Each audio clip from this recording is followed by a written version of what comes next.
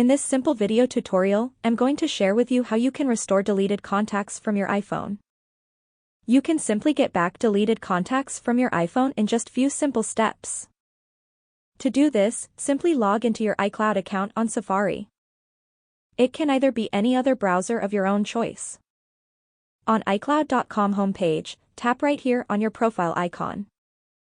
Head into your iCloud settings just right here.